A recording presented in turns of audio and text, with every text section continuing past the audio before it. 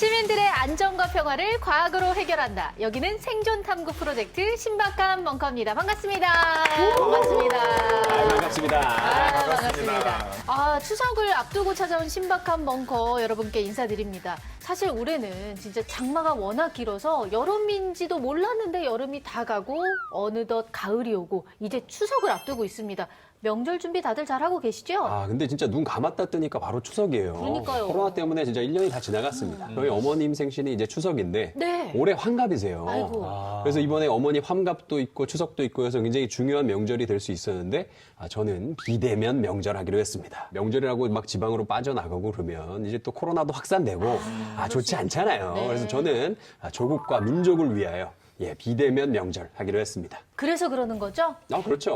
어머니 혹시 잔소리 하실까 봐 그거 무서워서 피하는 거 아니잖아요. 그렇죠? 아니에요. 네. 엄마 사랑해. 네. 요즘 트렌드가 또 추석에 몸 대신 마음 보내기라고 해가지고 추석 선물 보내기를 바꿨다고 하더라고요. 그건 마음을 보내는 게 아니라 돈을 보내는 거예요. 요거 아닙니까, 요거? 아니, 마음이죠. 요거 마음을 여러 보내기. 가지로 선물에 보내는데. 돈의 마음을 담는 거죠. 요즘 요게 마음이야. 사실 저는 고향이 좀 멀어요. 그래서 1년에 몇 번 찾아뵙지 못하는데 가야 되지 않는가 싶어서 약간 좀 죄송한 마음이 있었는데 어머니께서 그냥 먼저 선뜻 이번 추석 때는 국가와 민족을 위해서 우리 랜선 명절 보내자라고 딱 박아주시니까 와. 훨씬 더 마음이 편하더라고요. 네, 어머니 랜선 용돈은 꼭 보내드리도록 하겠습니다. 랜선으로 보내드릴게요. 네. 자, 이번 추석은 신박한 벙커와 함께 즐거운 집콕을 권해드리면서 본격적으로 벙커 문을 열어보도록 하겠습니다. 시민을 구할 오늘의 주제 얼른 알려주세요.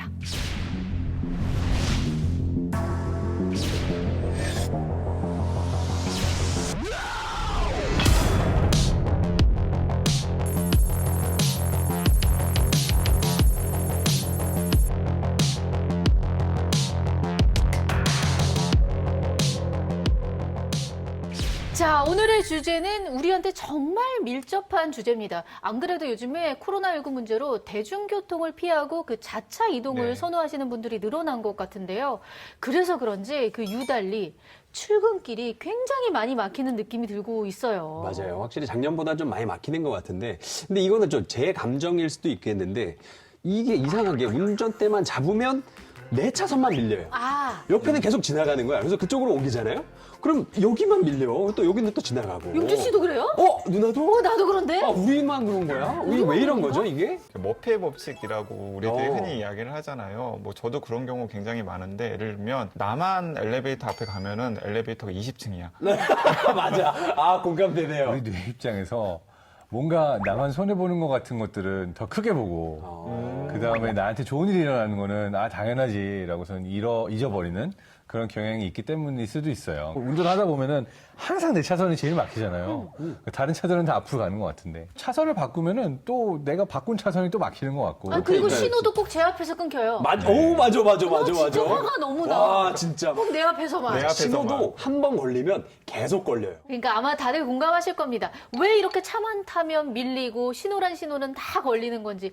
그것도 특히 꼭 바쁜 아침에. 맞습니다. 아마도 이 현대인들이라면 누구나 지옥의 출근길에 공감하실 텐데요. 그 문제를 해결하기 위해서 고군분투하는 사람이 있다고 합니다. 수백만 대의 차량과 밀당하는 도로 위의 마에스트로. 국내 최초 교통예보관 남궁성 실장을 모십니다. 어서 오세요.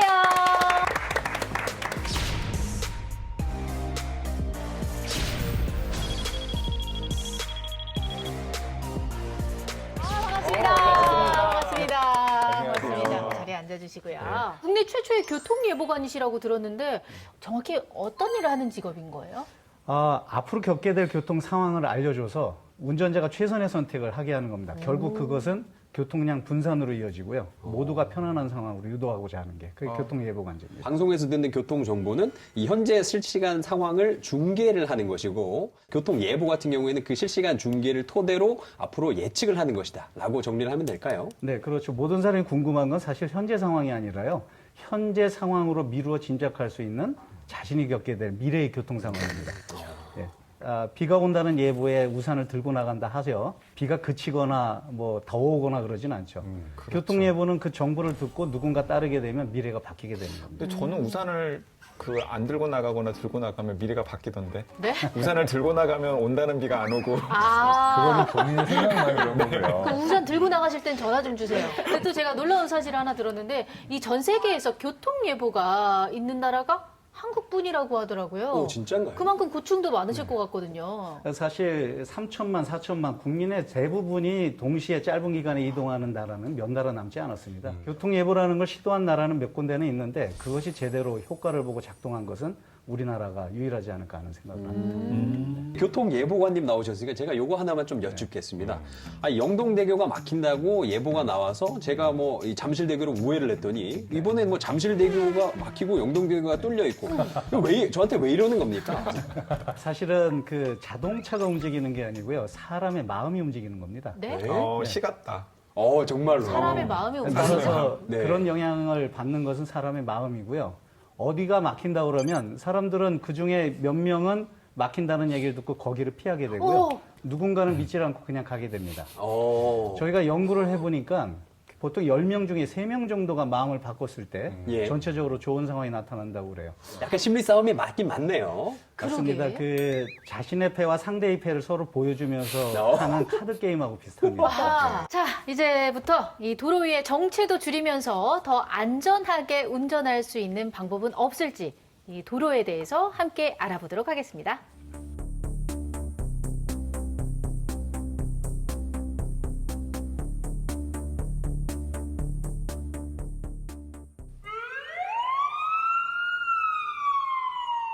외부에서 메시지가 도착했습니다.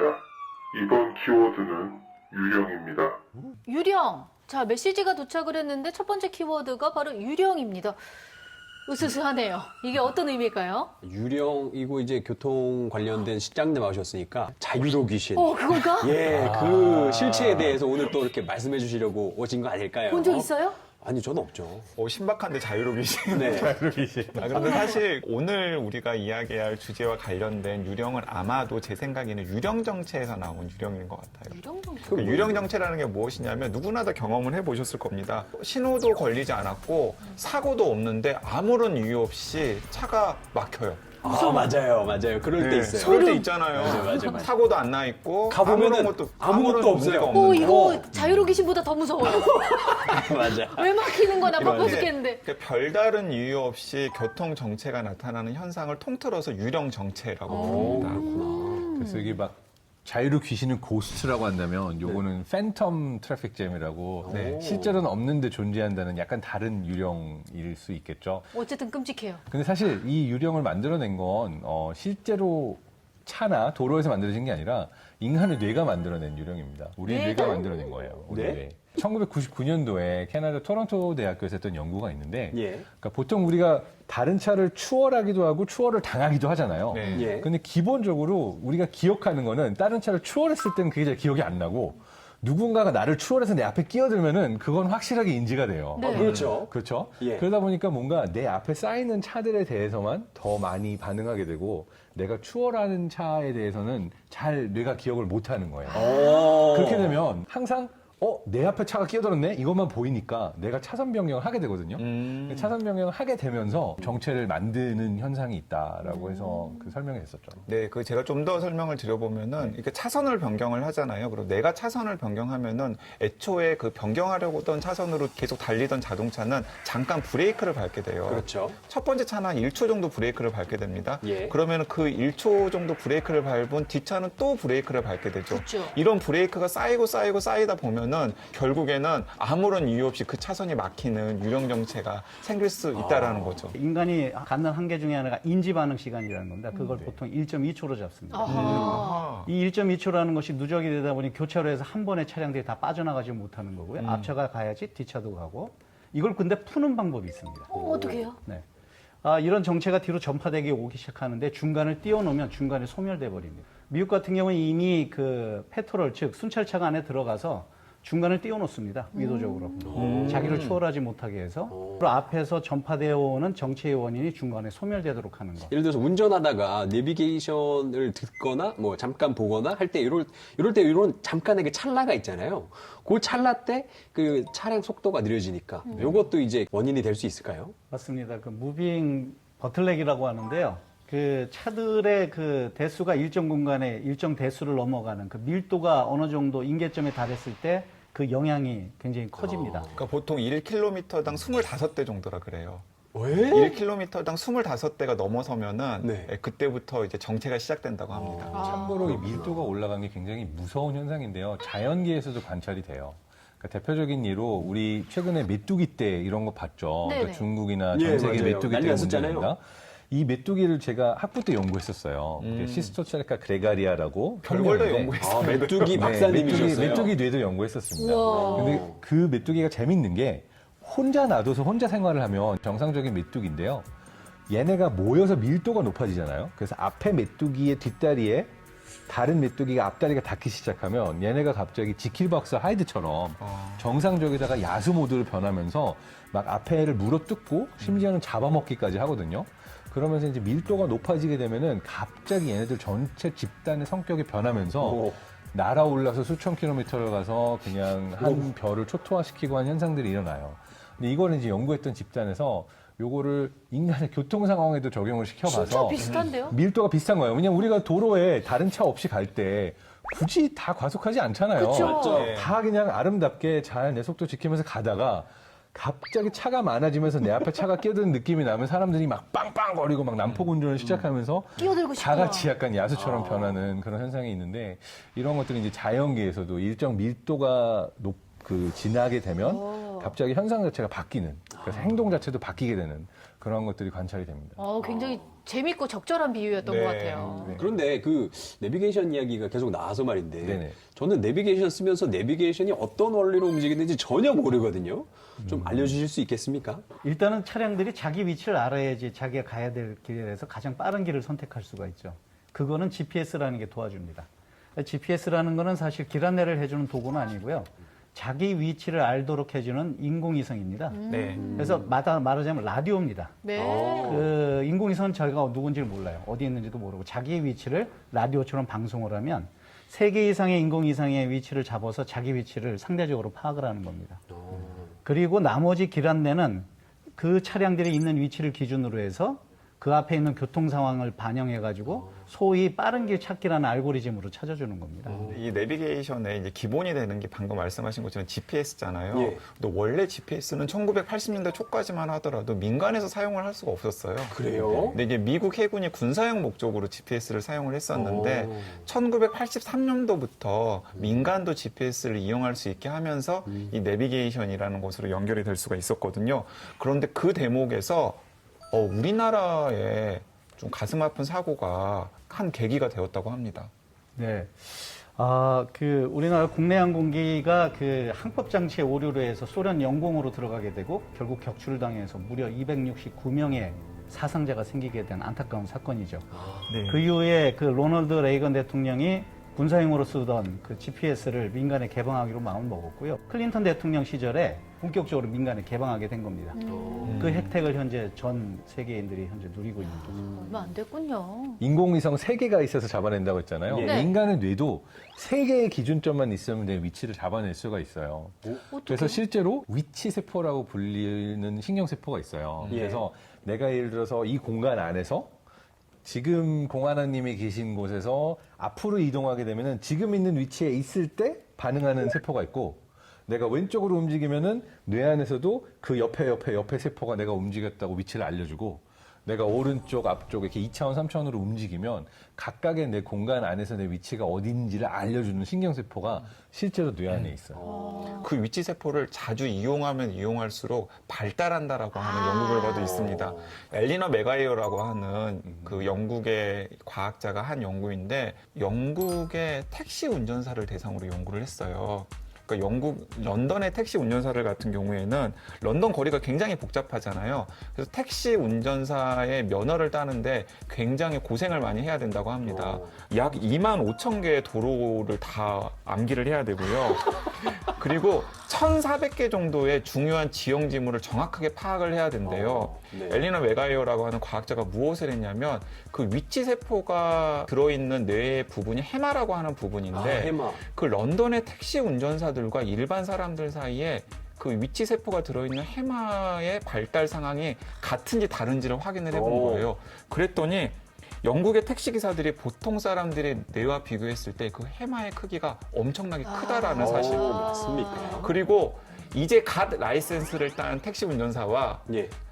라이센스를 딴 다음에 수십 년이 지난 택시 운전사의 해마를 비교를 했더니 당연히 수십 년이 지난 해마 운전사의 해마가 훨씬 더 크다라는 사실로 발견을 했습니다. 제가 얼마 전에 본 기사에서도 그렇게 났었거든요. 그러니까 내비게이션 너무 좋지만 아는 길은 내비게이션 찍지 말고 그냥 기억을 해서 가는 게 또 기억력 향상에 도움이 된다고. 제가 있었던 연구소에서도 GPS 가지고 저희 실험했던 적이 있어요. 뭐냐면 몇백 년 전부터 이제 전해오는 전설 같은 얘기가 뭐냐면 어느 군대가 사막에 가거나 사람이 사막에서 아무런 지표를 볼 수가 없는 곳에서 길을 잃으면 계속 원을 돌다가 굶어 죽는다 뭐 이런 얘기가 있잖아요. 네. 그걸 우리가 이제 점심시간에 막 저희 석사 동기들 얘기하다가 이거 진짜 실험하자. 그런데 갑자기 교수님이 좋은 실험이다 이래가지고 저희가 사하라 사막이랑 저기 눈 사막 있는 그린랜드 여기서 사람을 보내가지고 실제로 사람을 밤새도록 걷게 했어요. 결과가 실제로 GPS나 이런 인공적인 도움을 받지 않고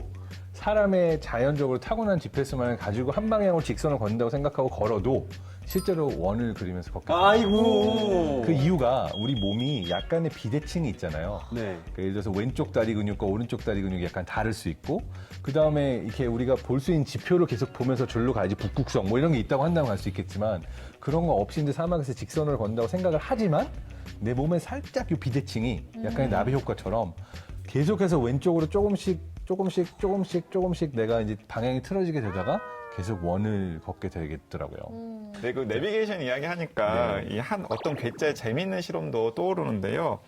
이 사람이 99대의 스마트폰을 마련을 해가지고 그 99대 스마트폰을 수레에 담고서 텅 빈 거리를 걸어가는 실험을 했대요. 오.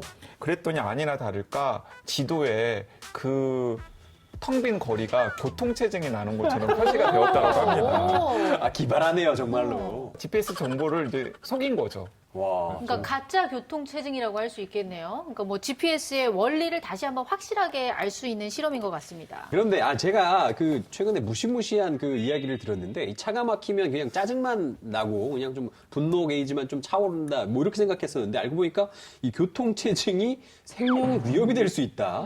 뭐 제가 이렇게 들었어요. 이게 사실입니까? 졸음운전 얘기예요. 네. 보통 운전은 인간이 하는 행동 중 굉장히 복잡한 행위라고 합니다.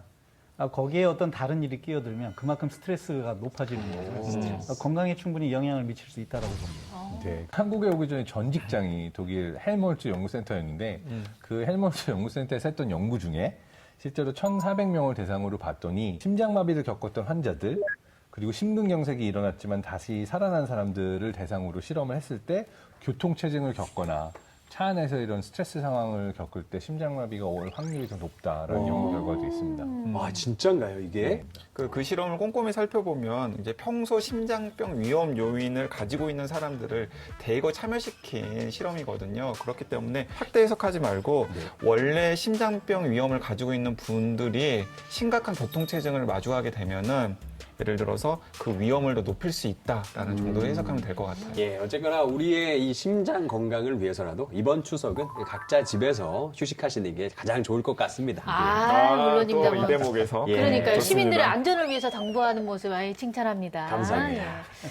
자, 그럼 도심에서 없어지지 않는 난제죠. 교통체증을 해결하기 위해서 어떤 과학적인 연구가 진행되고 있는지도 궁금합니다. 네, 사실 굉장히 여러 가지 연구들이 활발하게 진행이 되고 있는데요. 저 여기서 제가 오히려 반문을 해볼게요. 그런데 이렇게 연구들이 많이 진행되고 있는데도 불구하고 교통체증이 생기는 근본적인 이유는 뭐라고 생각을 하세요? 도로는 한정돼 있는데 차는 계속 너무 만들잖아요. 많아요. 네. 계속 사람들이 사고 그거 타고 달리고 그러니까 교통체증 나올 수밖에 없죠. 그러면 그 해결책은 무엇입니까? 차를 없애면 됩니다. 저만 예. 타면 돼요.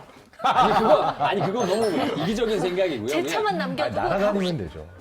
날아다니면 차를 버리고 이제 그것도 3차원으로 그것도 좋은 방법이네요. 공중으로. 그런데 통상적으로 많은 시민들이 이런 질문을 맞닥뜨렸을 때 차가 많아지면 그 많아지는 차에 비례해서 도로를 더 만들면 되지. 오, 예, 그것도 예, 라고 예. 많이들 생각을 하시고 실제로 그래서 도로들이 많이 뚫리고 있어요. 네. 그런데 문제는 무엇이냐면 독일의 수학자 디트리 브레스라는 분이 이런 연구를 했는데 새로운 도로를 만들면 교통체증이 사라져야 되는데 오히려 교통체증이 심해지는 경우가 있다라고 합니다. 이걸 브레스의 역설이라고 부르거든요. 머리를 쓴다고 써가지고 각자 제일 빠른 길로 가려고만 생각을 하니까. 서영 씨가 정확하게 설명을 해주셨는데, 그러니까 개인 차원에서는 굉장히 합리적인 선택이 그쵸. 집단으로 모아놓고 보면은 이게 비합리적인 선택이 되는 아이고. 정확한 A라고 할 수 있죠.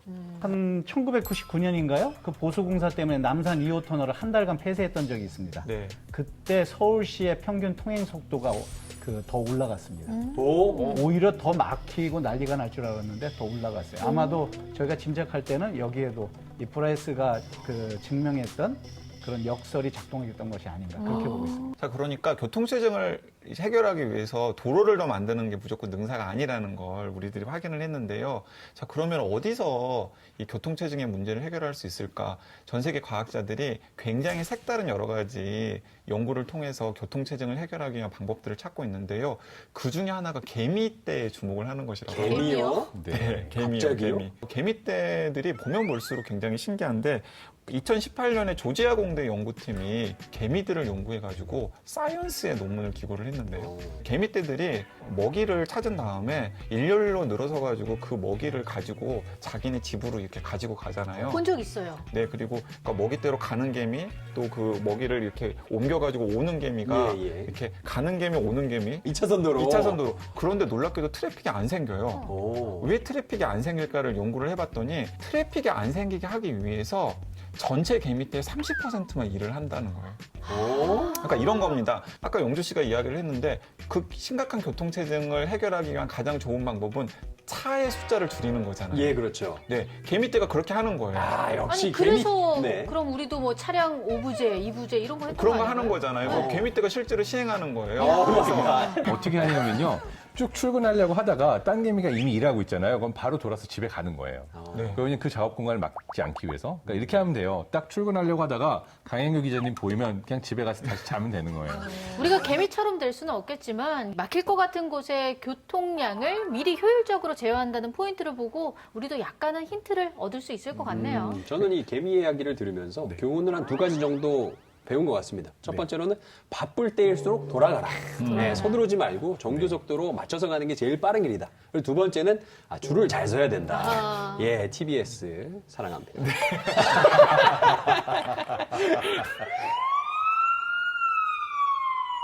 외부에서 메시지가 도착했습니다. 다음 키워드는 23만입니다. 자, 두 번째 메시지가 도착했습니다. 이번 키워드는 23만인데요. 어떤 의미일까요? 23만? 23만. 23만. 지금 저희가 이제 교통 체증 뭐 이런 거 얘기하고 있으니까 이런 거 아닐까요? 한 해 출고되는 신차가 뭐 23만 대다 뭐 오, 이런 거 그럴듯하네요. 아닐까요? 아, 그러면 좋겠는데 예. 약간 씁쓸하면서도 슬픈 숫자입니다. 뭐죠? 2019년 한 해 동안 일어난 자동차 대보행자 사고 수가 23만입니다. 그렇게 많아요? 너무 많은데? 정확하게는 22만 9,600건이고요. 와. 그 중에서 정말 안타깝게도 약 3,300건은 사망자까지 나온 아이고. 사고였습니다. 이야, 이거 생각보다도 더 많네요. 아, 진짜 큰일이네요. 보행자 사고를 보면 보통 횡단보도에서 일어난 사고가 전체 사고 중에 그 사망자 수 기준으로 67%고요. 이야기는 10명 중에 7명 정도는 그 횡단보도에서 안타까운 일을 당하고 있다는 얘기입니다. 아니, 이건 정말 놀랍습니다. 사실 횡단보도는 보행자들이 길을 건널 수 있도록 만들어 놓은 곳이잖아요. 근데 네. 거기서 오히려 사람들이 많이 다친다는 게 굉장히 아이러니하네요. 이상한데? 네. 근데 저는 좀 궁금했어요. 그 영화 같은 데 보면은 주인공이 이 도로를 이렇게 뭐 건너다가 사고가 날 것 같은 장면에서 어떤 일이 발생하냐면 이렇게 걸어가다가 화면을 딱 보고 동공이 커지면서 놀라는 표정을 짓고 이런 장면이 굉장히 많이 나오거든요. 그 시간에 피하면 될 텐데. 맞아. 근데 놀랄 시간에 안 피하고 놀라기만 하고 가만히 있더라고요. 그러니까 왜 안 피하는 거죠? 그 이유가 이제 우리 뇌의 본능 때문인데요. 뇌 본능? 그러니까 실제적으로 어떤 위험한 자극이 굉장히 빨리 나에게 일어났을 경우에 보통 fight or flight response, 그러니까 투쟁 또는 도피 반응이라고 그래서 보통 그걸 향해서 우리가 싸우거나 아니면 도망치거나 하는 반응이 1차적으로 나와요. 근데 그 두 반응이 나오기도 어려울 정도로 갑작스럽게 위험을 인지하게 되면은 뇌가 셧다운하면서 경직 반응이라는 걸 보이거든요. 그러니까 freeze라고 그래요. 그래서 완전히 얼어붙게 되는 거죠. 작년 한 해 동안 도로 위에서 돌아가신 분이 약 3,349명입니다. 아, 이건 너무 많네요. 2015년에는 5천 명이었고요. 1990년 말에는 13,000명이었어요. 우와. 재난 중에 대재난입니다. 도대체 이것이 왜 줄어들지 않는가를 가만히 보면 바로 이런 의식 때문에 그렇습니다. 도로 위에서 누구나 죽거나 다칠 수 있다. 나만 빼고. 그 위기 불감증이라는 건가요? 네, 대응도 중요하지만 일단은 자기도 다칠 수 있는 대상이 될 수 있다는 걸 깊게 인식을 해야 됩니다. 네. 횡단보도 이야기가 나왔으니까 제가 좀 진짜 궁금한 게 있었는데 그 운전하다 보면 사거리에서 이제 우회전을 할 때 사거리가 이렇게 있잖아요. 그러면 이제 횡단보도가 요 사거리에 너무 붙어서 만들어진 것 같은 느낌이 들어요. 그래서 그 횡단보도를 조금만 뒤에다가 만들면은 조금 이런 사고 같은 게 좀 없어지지 않을까 싶은데요. 자동차 입장에서 보면 위험할 수 있죠. 사람 입장에서 보면 그 횡단보도가 멀리 있으면 불편합니다. 실제로 횡단보도를 설치해야 되는 규칙을 보면 예. 교차점의 가운데를 중심으로 해서 가깝게 설치를 해야 됩니다. 네. 이 교차로라는 데는 많은 차량들을 통행을 시키고 안전해야 되는 데인데 무려 차들끼리 그리고 보행자하고 차하고 같이 부딪힐 수 있는 상충점이 56지점이 나옵니다.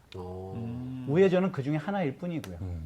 따라서 이 모든 거를 가급적 안전하고 용량도 크게 만들려면 횡단보도는 교차로 중심에 가까워야 됩니다. 네. 그래서 이런 문제를 이제 해결하기 위해서 이제 보행자 입장에서 스크램블 횡단보도라고 X자 형태로 만든 횡단보도가 요즘 대세라고 그러더라고요. 최근에 저도 그런 교차로를 본 적이 있거든요. 어떤 장점들이 있는 거예요? 그러니까 가장 큰 장점은 시간이라고 할 수 있는데요. 기역자 횡단보도의 경우는 일반적인 성인 남성의 경우 건너는데 한 26초 정도가 걸립니다. 반면에 S자로, 그러니까 그 스크램블 횡단보도의 경우는 X자로 되어 있는 경우에는 19초 정도 걸리는데요. 많이 여기에 줄어드네. 더 해야 되는 게 신호 대기 시간이 맞아요. 기역자는 건너고 또 기다렸다 건너야 되잖아요. 그러니까 50초 정도가 더 더해져서 실제로는 이 X자 횡단보도가 거의 한 4분의 1 정도로 시간을 줄인다고 합니다. 신호에서는 올 레드 시스템이라고 합니다. 동시에 모든 교차로의 접근이 전부 다 차단이 되는 거죠. 빨간불로. 그렇죠. 그래서 그만큼 교통의 안전도도 올라가는데요. 뉴욕시 교통국의 통계를 보면 반 정도의 보행자 사고가 줄었다는 그런 기록도 저도 그거 예전에 한번 처음 그 횡단보도를 건넜을 때가 기억이 나요. X자로 되어 있는 거. 다 막아놓고 한 번에 왕창 건너는데 약간 저는 약간 카타르시스를 느꼈어요. 아, 내가 한 번에 저기로 갈 수 있구나. 아, 참 좋았습니다. 그 스크램블 횡단보도나 이런 거를 적극적으로 설치를 못하는 거는 교통량이 적은 데에 그게 쓰일 수 있는 거지 대로나 이런 데 그런 걸 해놓으면 교통이 엄청 막히게 돼요. 그만큼 저희가 희생을 치러야 되는 겁니다. 근데 여기 한 가지 흥미로운 시도들이 있습니다. 아예 신호를 없애는 시도들이 유럽에서 지금 일어나고 있습니다. 아, 그러면 예전에 그 로타리 형식으로 돌아가는 건가요? 로타리는 이제 교차로의 소통을 좀 더 안전하고 편안하게 해주는 것. 그건 역시 교통량이 많은 곳에는 쓸 수가 없습니다. 심지어 유럽에는 어떤 흥미로운 시도가 있냐면 신호등도 없애고요. 노면의 표지도 없애고 자동차와 보행자와 자전거와 유모차 등등이 모두 섞여서 가는 쉐어드 스페이스라고 하는 개념이 유럽 전역에 퍼지고 있습니다. 운전자를 극단적으로 불편하게 만들면서 극단적으로 긴장시키는 시스템입니다. 실제로 실험 결과 안전이라든가 교통사고율이 굉장히 향상이 됐어요. 왜 그런가 봤더니 주목도가 올라갔다는 실험 결과가 나왔습니다. 운전자가 자기가 도르면 그 안에 보행자가 걸어 다니라는 상상을 잘 안 합니다. 그렇죠. 근데 다 그 경계를 다 없애버리니까 운전자가 아주 극도의 긴장감을 통해서 보행자를 쳐다보는 거예요. 진짜 오히려 효율적일 것 같아요. 네, 서로 쳐다보는 거예요. 와, 이거 제가 진짜 신박하네. 실제로 이거 정말 말할 수 있는 게 제가 박사 과정했던 도시가 독일 최초로 녹색당의 시장이 당선이 됐어요. 예. 당선이 되자마자 뭐 환경보호와 이런 이유로 도시의 모든 차량 운행 속도를 30으로 제한해버리고요. 방금 말씀하신 것 같은 스마트 공간으로 만들어서 그 신호등 옆에다가 아이들이 모래성을 쌓고 놀 수 있는 놀이터를 아예 만들어버렸어요. 네. 처음에 막 시민들이 말이 되냐라고 했는데 그 공간을 지나가야 되면 차로 극도로 긴장하고 그쵸, 지나가야 그쵸. 돼서 한 몇 번 하고 나서도 저는 차 안 타고 그냥 자전거로 다니기 시작했어요. 아니, 제가 그 동남아시아에 갔을 때 태국에 갔는데 태국 가니까 막 뚝뚝뚝인가요? 그 산발차도 막 돌아다니고 자전거도 타고 사람들 걸어 다니고 차들 사고 안 나요. 그쵸. 사람들이 다 긴장하고 운전하기 때문에 그런 걸 이제 돌아가자라는 거잖아요. 서로 바라보자는 거죠. 어차피 이동하는 과정은 서로 배려하고 함께 만들어가는 과정이거든요. 네. 최근에 저는 또 눈에 띄는 도로 정책 중에 그 옐로우 카펫이라는 게 있더라고요. 네네. 아이들의 안전을 위한 공간인 거죠? 네네. 아이들이야말로 교통 약자 중에 약자죠. 그래서 여러 가지 방법을 썼지만 개선이 되지 않았어요. 그래서 스쿨존에서의 그 제한 속도도 해봤지만, 근데 최근에 효과를 본 게 아이들이 서 있는 공간을 운전자가 더욱 주목하도록 만들었던 시도입니다. 마치 도로에서 보면 노란색이 대비가 돼서 고깔꽃 같은 그런 영역에 아이들이 서 있는 게 보이는 거예요. 네. 네. 보이는 것을 좀 더 더 강하게 느끼도록 해주는 것만으로도 안전도가 굉장히 향상이 됐던 그런 사례고요. 앞으로 이런 시도들이 더욱 많이 일어날 것으로 좀 보고 있습니다. 아, 네. 네. 실제로 통계를 살펴보면은요, 이 옐로 카펫이 있는 횡단보도에서 평균 속도가 17.5%나 감소했다라고 하는 보고가 있습니다. 그러니까 뭔가 더 이곳은 아이들이 많이 다니는 곳이라는 걸 운전자들에게 확실하게 각인시키는 것만으로도 운전자들이 벌벌벌 떨면서 조심해서 운행을 한다라는 거죠. 방금 이런 아이디어들을 포함해서 어떻게 하면 사람들이 자동으로 나에게 건강하고 좋은 행동을 하게 할까 이런 고민들을 또 과학자들이 많이 하고 있습니다. 대표적인 예가 2017년도에 노벨 경제학상을 받았던 리차드 탈러 교수의 연구. 리처드 세일러. 이건 이제 미국식 발음이고 이제 독일식이나 이제 뭐 이런 걸로 싸워. 말도 안 되는 걸로 싸워요. 아이, 진짜 재밌는 게 웃으면서 싸우죠. 진짜로. 이게 더 무서워. 진짜 소름 돋아서 여기 못 앉아 있겠네. 다시 돌아가서 우리가 배웠던 이 모든 색깔선이나 소리 이 모든 것들이 넌지예요. 대표적으로 남성들에게 자주 사용되는 넌지가 화장실 가서 오줌 흘리지 마, 뭐 한 걸음 앞으로 이런 거 있잖아요. 사람들이 안 들어요. 근데 어떻게 하면 듣냐면은 거기다 골대 놓고 공을 달아놓는다든지 파리를 이렇게 딱 그림을 그려놓으면은 뭔가 그걸 맞추고 싶은 기분에.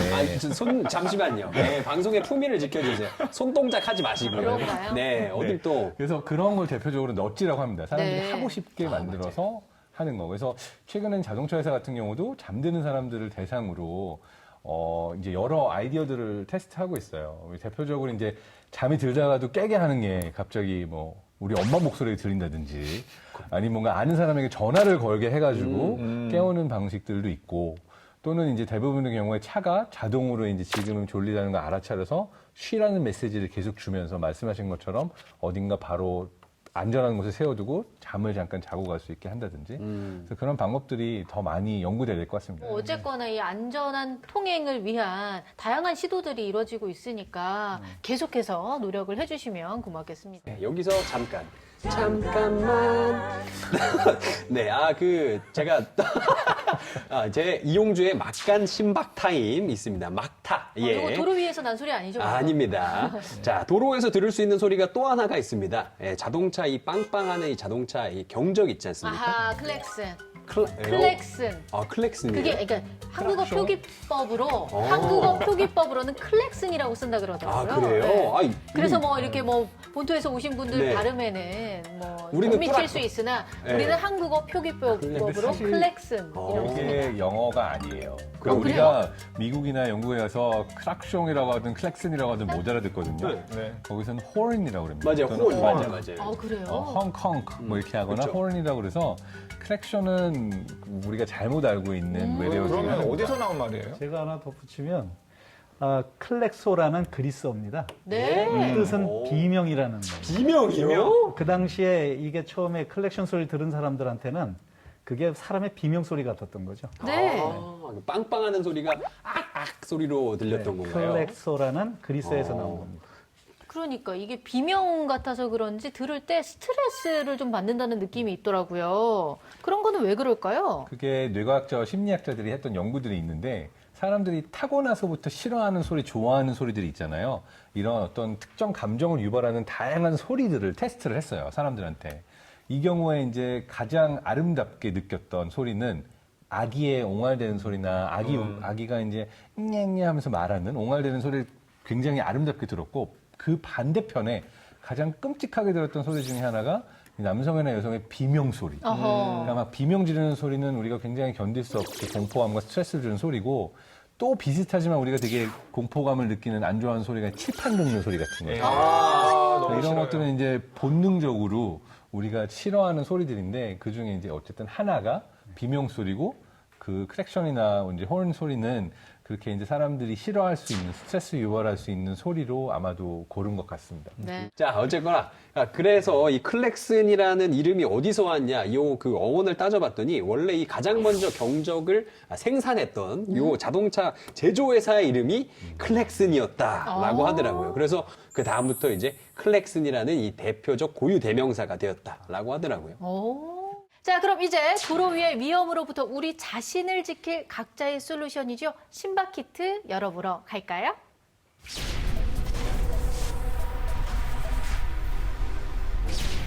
우리가 집 밖을 나가면 눈앞에 펼쳐져 있는 게 바로 도로입니다. 이렇게 매일같이 지나다니는 도로 위에서 우리의 안전을 지킬 수 있는 이것. 신박한 생존 키트를 확인해 볼 시간이 돌아왔습니다. 바로 개봉해 볼게요. 자, 어떤 물건들이 들어 있을까요? 오늘은. 자, 가장 먼저 눈에 띄는 것. 아하. 문제집이네요. 운전면허 필기시험 준비할 때 쓰는 것 같은데 이거 어느 분이 가져오신 보통 건가요? 면허에 머리 심지어. 아파요, 네, 벌써. 제가 가지고 왔습니다. 역시 기자님. 네. 네, 저랑 안 맞아요. 아니, 소영 씨, 필기시험 몇 점 맞았어요? 저 98점이요. 아, 저 96점 저 맞았는데. 정확히 한 문제 틀렸어요. 네. 오. 이게 운전면허 시험이 우습게 볼 게 아니더라고요. 가끔씩 들춰보는데 모르는 게 너무나 많아요.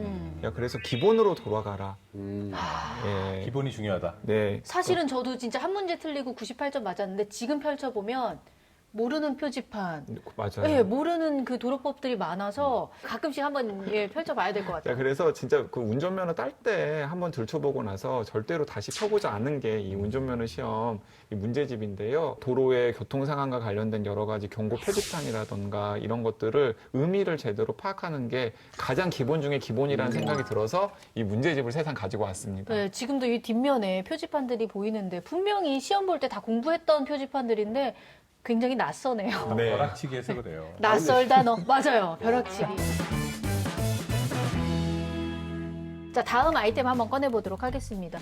오, 여기 이거 쿠폰이 있어요. 낯익은 고속도로 휴게소 할인권. 이거 뭐죠? 오. 제가 가져왔습니다. 네, 이건 어떤 의미인가요? 고속도로는 장거리 운전이잖아요. 보통 1시간 이상 운전을 합니다. 쉬어가는 게 굉장히 중요합니다. 그래서 생각해 놓은 아이디어인데요. 2시간 안에 써야만 하는 할인 쿠폰입니다. 와!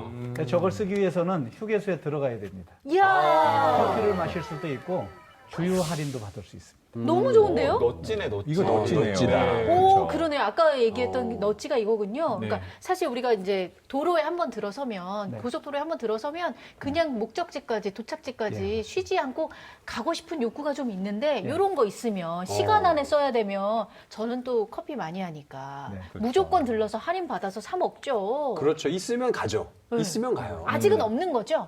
네, 아직은 없는데 제가 한국도로공사에 근무하는 동안 꼭 한번 해보고 싶은 것 중에 하나입니다. 그때 나오면 특별 할인권을 우리 저 서영 씨한테 좀 네. 저도 주세요. 생각 좀 해보고.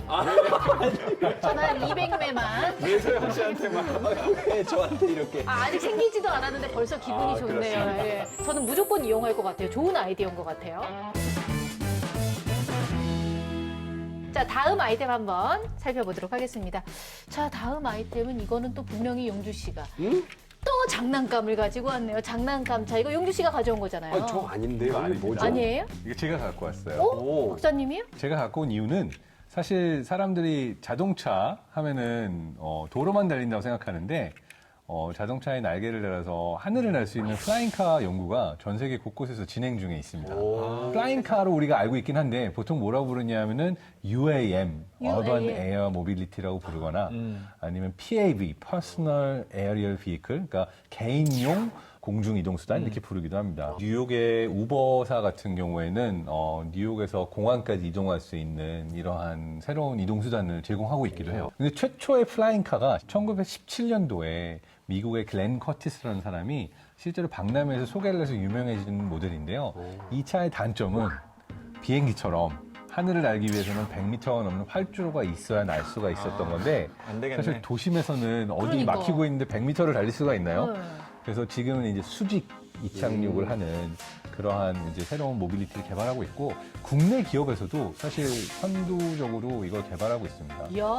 그래서 국내 이제 뭐 다실 국내 대기업에서는 미국 연방항공우주 그러니까 나사의 본부장님을 모셔와서 아예 이러한 그 수직 이착륙 새로운 모빌리티를 개발하는 일을 지금 현재 진행 중에 있습니다. 저는 여기서 한 가지 궁금한 게 그러면은 한국도로공사가 하늘도로도 관장을 하게 되는 건가요? 그렇죠. 하늘에도 길이 있어야 됩니다. 오. 최근에 플라잉카에 대한 연구도 저희가 관심을 가지고 보고 있는데요. 말씀하신 대로 플라잉카가 오래전에 개발됐음에도 불구하고 아직 하늘에는 날아다니고 있는 차가 안 보이잖아요. 네. 그 이유가 뭐냐면 착륙 보장이라는 문제를 해결 못했기 때문입니다. 지상을 다니는 차는 언제든지 멈춰설 수 있는 보장이 돼 있어야 돼요. 그게 브레이크죠. 네. 예. 하늘을 나는 것은 언제든지 착륙이 보장이 돼야 됩니다. 그렇죠. 근데 사람이 하면 여러 가지 실수도 있고 예. 고도의 어떤 훈련도 받아야 되고 근데 최근에 자율주행 차가 나오면서 제어 기술이 발달하면서 이 플라잉카가 드디어 현실화될 수 있는 그런 시대가 온 겁니다. 사실 유럽연합에서는 이걸 2010년대 초반부터 연구를 해서 이게 필요하려면 관제 시스템, 인프라, 그리고 말씀하신 것처럼 착륙을 하려면 건물의 옥상마다 착륙할 수 있는 시설을 마련해줘서 도심 어디서든 착륙할 수 있는 시스템을 갖춰야 이 가능할 거라고 생각해서 그런 연구를 진행하기로 했습니다. 네, 하루빨리 플라잉카를 탈 수 있는 그날이 오기를 바라겠습니다. 자, 마지막 생존템 한번 알아보도록 할게요. 요게 이제 용주 씨 건가 봐요. 예. 아, 모자. 예, 모자입니다. 형광 모자예요. 예, 형광 이거는 모자. 어떤 의미죠? 아, 이게 무슨 의미냐면은 이렇게 형광색으로 만든 이런 모자를 쓰고 다니면 예, 지금 멀리서도 굉장히 잘 보이지 않습니까? 잘 보여요? 예. 누가 봐도 전가요? 잘 보여요. 이 30m 바깥에서도 볼 수 있을 것 같은데 예. 이렇게 모자를 쓰고 이렇게 다니면 모자가 좀 작네요. 예, 좀 작은데 예, 이렇게 쓰고 눈에 잘 띄는 모자를 쓰고 다니면 길을 건널 때도 예, 운전자가 알아볼 수 있고 또 멀리서도 뭐 이렇게 알아볼 수 있고 기사에서 제가 또 봤는데 지역 어르신들한테 이렇게 형광색으로 야광띠가 둘러져 있거나 이런 캡 같은 거를 이제 배부를 해서 초등학생들한테도 이렇게 뭐 안전 덮개가 있는 뭐 가방을 준다던가 이런 걸 하면은 확실히 좀 사고율이 좀 많이 떨어진다라고 합니다. 자, 어쨌거나 보행자에게도 운전자에게도 꼭 필요한 이 신박한 아이템이었던 것 같습니다. 생존을 위한 신박한 아이템 오늘도 잘 봤습니다.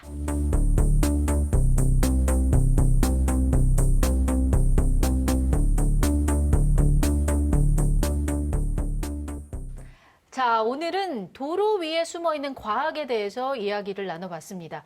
어디에나 있고 언제나 이용하는 도로 위에 생각보다 많은 과학 요소와 위험이 숨어 있었는데요. 오늘 배운 내용을 잘 기억해서 앞으로 안전하게 도로를 이용해야겠습니다. 자, 남궁성 실장님 오늘 함께 하셨는데 어떠셨나요? 굉장히 경쾌하고 발랄했습니다.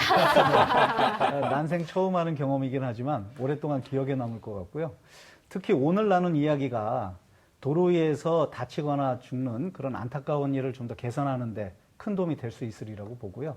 그걸 과학으로 풀어서 사람들이 이해하기 좋게 해줬다는 거 저는 큰 효과가 있다고 봅니다. 네. 좋은 말씀 해주시네요. 네, 오늘 저희도 뭐 남궁성 실장님과 함께 하면서 뭔가 이게 뻥 뚫린 고속도로 느낌으로 아주 방송이 원활했던 것 같습니다. 맞습니다. 자, 다가오는 명절 이 코로나 확산 방지를 위해서 고향 방문을 취소하시는 분들이 굉장히 많다고 하는데요. 명절이 아무래도 조금 아쉽긴 하지만 우리 모두의 안전을 위해서는 꼭 필요한 일인 것 같다는 생각이 들죠. 1화 때 했던 말이긴 한데 사회적 거리두기라는 말 대신 물리적 거리두기라는 말을 사용하자고 말씀드렸잖아요.